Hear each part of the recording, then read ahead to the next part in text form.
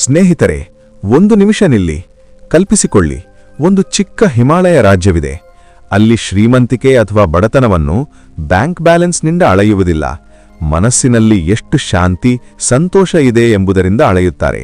ಅಲ್ಲಿ ಜನರು ಮರಗಳನ್ನು, ನದಿಗಳನ್ನು, ಪರ್ವತಗಳನ್ನು ತಮ್ಮ ಕುಟುಂಬದ ಸದಸ್ಯರಂತೆ ಪ್ರೀತಿಯಿಂದ ಕಾಪಾಡಿಕೊಳ್ಳುತ್ತಾರೆ.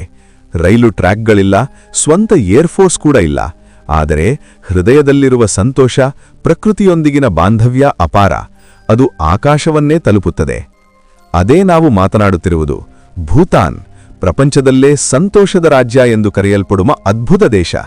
ಈ ದೇಶ ನಮ್ಮನ್ನು ಆಶ್ಚರ್ಯಕ್ಕೆ ಒಳಪಡಿಸುತ್ತದೆ, ಏಕೆಂದರೆ ಇಲ್ಲಿ ಜೀವನ ನಾವು ದಿನನಿತ್ಯ ನೋಡುವ ಆಡಂಬರ ಜೀವನಕ್ಕಿಂತ ಭಿನ್ನವಾಗಿ, ಬಹಳ ಸರಳವಾಗಿ, ಶಾಂತಿಯುತವಾಗಿ, ಪ್ರಕೃತಿಗೆ ಹತ್ತಿರವಾಗಿ ಇರುತ್ತದೆ. ಸೀಟ್ ಬೆಲ್ಟ್ ಕಟ್ಟಿಕೊಳ್ಳಿ. ಈ ಮಾಯಾಮಯ ಆಧ್ಯಾತ್ಮಿಕ ಪ್ರಯಾಣದಲ್ಲಿ ನಾನು ನಿಮ್ಮ ಜೊತೆಗಿದ್ದೇನೆ. ಕೊನೆಯವರೆಗೂ ನೋಡಿದರೆ ನಿಮಗೂ ಭೂತಾನ್ಗೆ ಹೋಗಿ ಅಲ್ಲಿನ ಶಾಂತಿ ಸಂತೋಷವನ್ನು ಸ್ವಯಂ ಅನುಭವಿಸಬೇಕು ಎಂಬ ತೀವ್ರ ಇಚ್ಛೆ ಉಂಟಾಗುತ್ತದೆ. ಭೂತಾನ್ ಎಂಬ ಹೆಸರು ಭುಟ್ಟನ್ನಿಂದ ಬಂದಿದೆ, ಅಂದರೆ ಪರ್ವತ ಪ್ರದೇಶ ಎಂದು ಅರ್ಥ.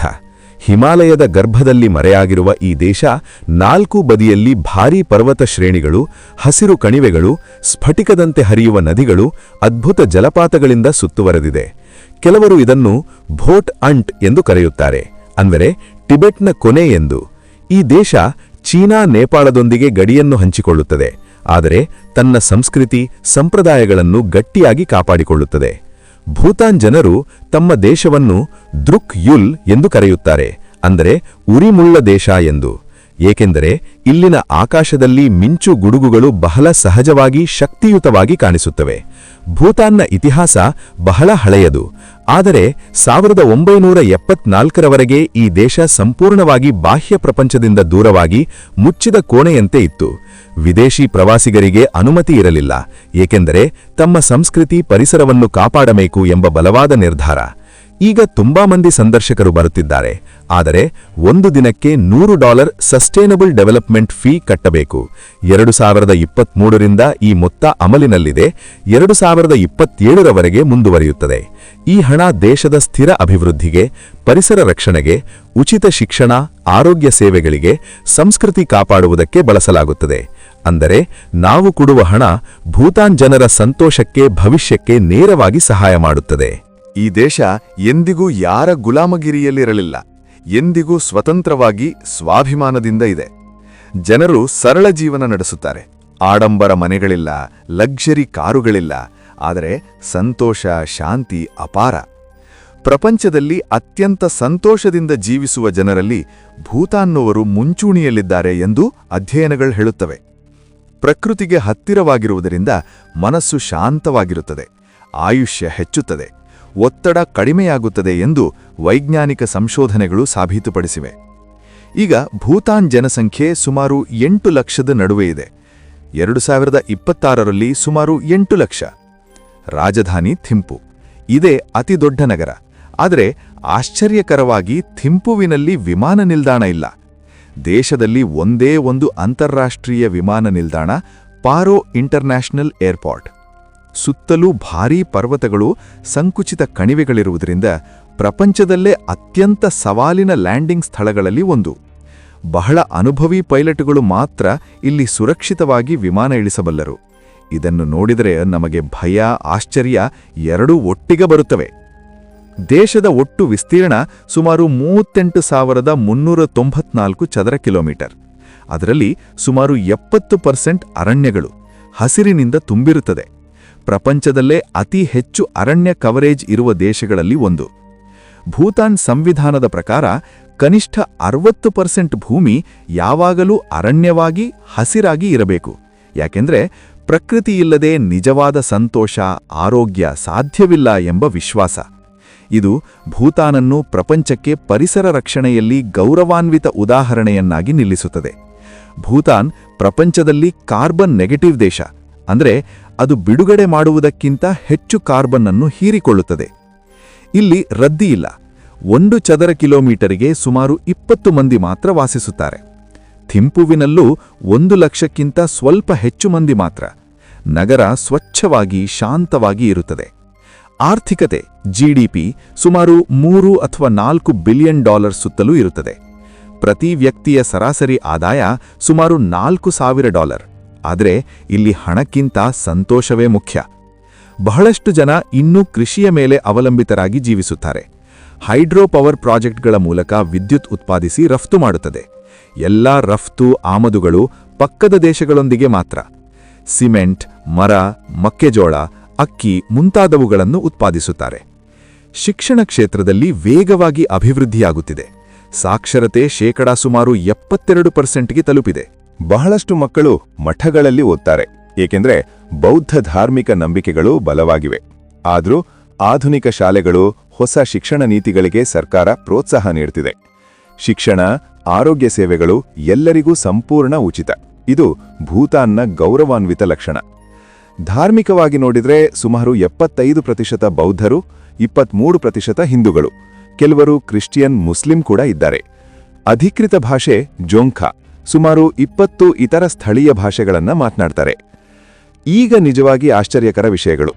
ಅಂತಿಮ ಹಂತದಲ್ಲಿರುವ ಪ್ರಾಣಿಗಳನ್ನ ಕೊಂದ್ರೆ ಜೀವನ ಖೈದು ಶಿಕ್ಷೆ. ಕಳೆದ 25 ವರ್ಷಗಳಿಂದ ಪ್ಲಾಸ್ಟಿಕ್ ಸಂಪೂರ್ಣ ನಿಷೇಧಿತ. ತಂಬಾಕು, ಸಿಗರೆಟ್ ಬಳಕೆ ಬಹಳ ಕಡಿಮೆ. ಕಾನೂನುಬದ್ಧ ನಿಷೇಧ ಇದೆ. ಪ್ರಪಂಚದ ದೇಶಗಳೆಲ್ಲ ಅಮ್ಮಕ ಬಡತನವನ್ನ GDPಯಿಂದ ಅಳಿತವೆ. ಆದರೆ ಭೂತಾನ್ ಗ್ರಾಸ್ ನ್ಯಾಷನಲ್ ಹ್ಯಾಪಿನೆಸ್ನಿಂದ ಅಳಿಯುತ್ತದೆ.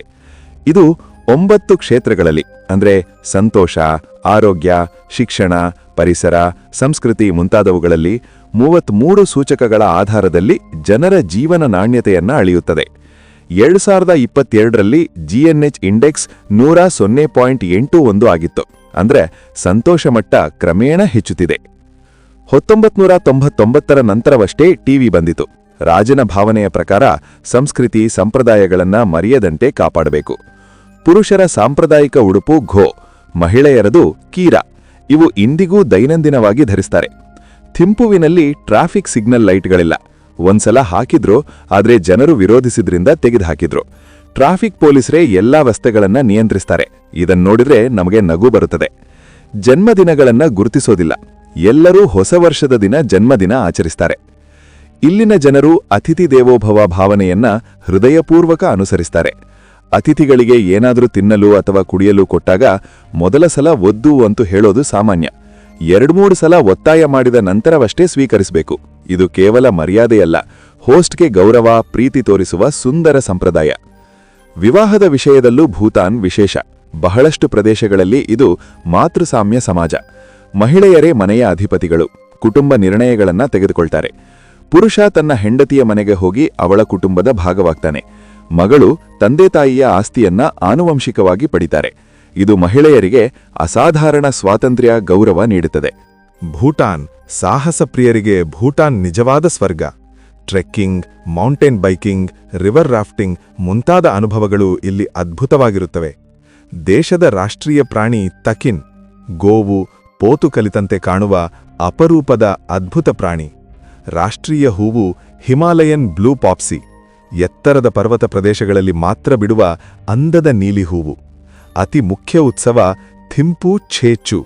3 ದಿನಗಳ ಕಾಲ ತಾಶೀಚೂಜೋಂಗ್ನಲ್ಲಿ ಸಾವಿರಾರು ಮಂದಿಯೊಂದಿಗೆ ನಡೆಯುವ ಈ ಹಬ್ಬದಲ್ಲಿ ರಂಗುರಂಗುಲ ಮಾಸ್ಕ್ ಡ್ಯಾನ್ಸ್ ಅಂದ್ರೆ ಚಾಮ್ ನೃತ್ಯಗಳು, ಸಂಗೀತ, ಬೌದ್ಧ ಸಂಪ್ರದಾಯಗಳು ನಮ್ಮನ್ನು ಸಂಪೂರ್ಣ ಮಂತ್ರಮುಗ್ಧರನ್ನಾಗಿ ಮಾಡುತ್ತವೆ. ಭೂಟಾನ್ ಆಹಾರ ಸರಳವಾಗಿ, ಹೃದಯವಾಗಿ, ಬಹಳ ಮಸಾಲೆಯುಕ್ತವಾಗಿರುತ್ತದೆ. ದೇಶದ ರಾಷ್ಟ್ರೀಯ ವ್ಯಂಜನ ಯಮಾದತ್ಸಿ, ಹಸಿ ಅಥವಾ ಒಣಮೆಣಸಿನಕಾಯಿ ಚೀಸ್ ಕಲಿಸಿ ಮಾಡಿದ ಸೂಪರ್ ಸ್ಪೈಸಿ ಸ್ಟ್ಯೂ. ರೆಡ್ ರೈಸ್ನೊಂದಿಗೆ ತಿನ್ನಲು ಅದ್ಭುತ ರುಚಿ. ಥುಕ್ಪಾ ಎಂಬ ಬೆಚ್ಚಗಿನ ನೂಡಲ್ಸ್ ಸೂಪ್ ಚಳಿಗಾಲದಲ್ಲಿ ಚೆನ್ನಾಗಿ ರುಚಿಸುತ್ತದೆ. ಹೋಯೆಂಟೆ ಎಂಬುದು ನಮ್ಮ ಮೋಮೋದಂತಹ ಸ್ಟೀಮ್ ಡಂಪ್ಲಿಂಗ್ಸ್. ಸೂಜಾ ಟೀ ಅಂದ್ರೆ ಬೆಣ್ಣೆ ಟೀ, ಉಪ್ಪು, ಬೆಣ್ಣೆ ಕಲಿಸಿದ ಟೀ. ಮೊದಲು ವಿಚಿತ್ರವೆನಿಸಿದ್ರೂ ಇಲ್ಲಿನ ಸಂಪ್ರದಾಯದ ಭಾಗ. ಆಹಾರದಲ್ಲಿ ವ್ಯರ್ಥ ಮಾಡಬಾರದು ಎಂಬ ನೀತಿ ಇಲ್ಲಿ ಬಲವಾಗಿದೆ. ಮುಖ್ಯ ಸ್ಥಳಗಳಲ್ಲಿ ಥಿಂಪು ರಾಜಧಾನಿ ನಗರ, ಶಾಂತ ವಾತಾವರಣ, ಬಜಾರುಗಳು, ಮಠಗಳು, ಭಾರೀ ಬುದ್ಧ ದೊರಡೆನ್ಮ ವಿಗ್ರಹ. ಪಾರೋದಲ್ಲಿ ಟೈಗರ್ ನೆಸ್ಟ್ ಮಠ ಅಂದ್ರೆ ತಾಕ್ಸಾಂಗ್ ಮಠ, ಪರ್ವತದ ಮೇಲೆ ಆಕಾಶದಲ್ಲಿ ತೂಗುತ್ತಿರುವಂತೆ ಕಾಣುವ ಅದ್ಭುತ ದೃಶ್ಯ. ಟ್ರೆಕ್ ಮಾಡಿ ನೋಡಲೇಬೇಕು. ಪುನಾಖಾ ಹಳೆಯ ರಾಜಧಾನಿ, ಸಾಹಸಕ್ಕೆ ಅದ್ಭುತ ಸ್ಥಳ, ಸುಂದರ ಜಾಂಗ್, ರಿವರ್ ರಾಫ್ಟಿಂಗ್ ಅವಕಾಶಗಳು. ಪಾರೋ ಅಂತಾರಾಷ್ಟ್ರೀಯ ವಿಮಾನ ನಿಲ್ದಾಣದ ಮೂಲಕ ವಿಮಾನದಿಂದ ಅಥವಾ ಭಾರತದಿಂದ ರಸ್ತೆ ಮಾರ್ಗದಿಂದ ಹೋಗಬಹುದು. Bhutan tourism high value low volume ನೀತಿಯನ್ನು ಅನುಸರಿಸುತ್ತದೆ. ಪ್ರತಿ ಪ್ರವಾಸಿಕ ದಿನಕ್ಕೆ ಸಸ್ಟೈನಬಲ್ ಡೆವಲಪ್ಮೆಂಟ್ ಫೀ ಅಂದರೆ SDF ಕೊಡಬೇಕು. ಒಟ್ಟು ಖರ್ಚು ಟ್ರಿಪ್ ಪ್ಲಾನ್, ದಿನಗಳ ಸಂಖ್ಯೆ, ಹೋಟೆಲ್ ರೀತಿಯ ಮೇಲೆ ಅವಲಂಬಿಸಿರುತ್ತದೆ. ಆದರೆ ಇದು ಹಣದಿಂದ ಕೊಳ್ಳಲಾಗದ ಶಾಂತಿ, ಸಂತೋಷ, ಪ್ರಕೃತಿ ಸಾಮೀಪ್ಯ ನೀಡುವ ಯುನೀಕ್ ಅನುಭವ. ನಿಜವಾದ ಸರಳ ಜೀವನ, ಪ್ರಕೃತಿಗೆ ಹತ್ತಿರವಾಗಿ ಹೃದಯಪೂರ್ವಕ ಸಂತೋಷದಿಂದ ಜೀವಿಸುವುದು ಹೇಗೆ ಎಂದು ನೋಡಬೇಕಾದರೆ ಭೂಟಾನ್ ತಪ್ಪದೇ ಹೋಗಬೇಕು. ನೀವು ಭೂಟಾನ್ಗೆ ಹೋಗಿದ್ದೀರಾ? ನಿಮ್ಮ ಅನುಭವಗಳೇನು? ಯಾವ ವಿಷಯ ನಿಮಗೆ ಹೆಚ್ಚು ಆಶ್ಚರ್ಯ ತಂದಿತು ಎಂದು ತಪ್ಪದೇ ಶೇರ್ ಮಾಡಿ.